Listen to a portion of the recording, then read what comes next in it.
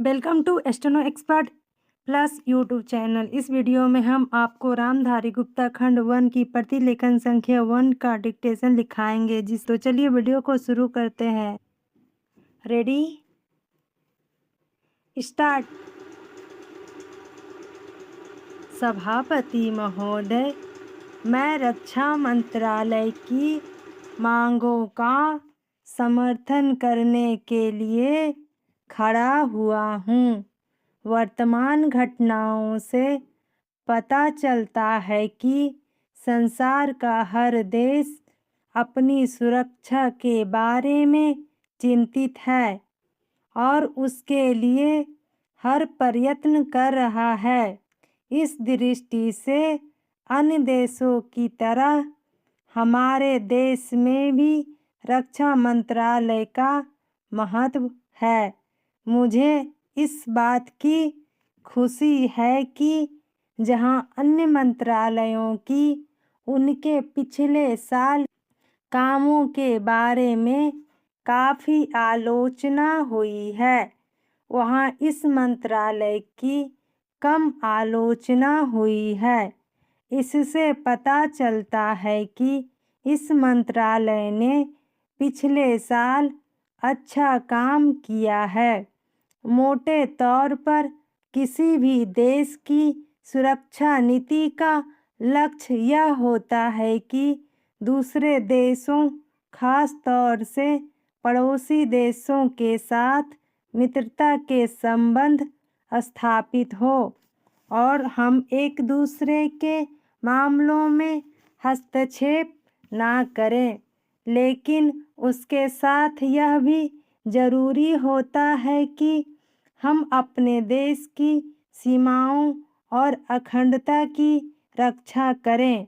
इसलिए हमारे देश का यह कर्तव्य हो जाता है कि हम अपने पड़ोसियों के कार्यों पर पूरी नज़र रखें, क्योंकि आज तक हमारे देश पर जो संकट आए वे हमारे पड़ोसियों से आए हैं।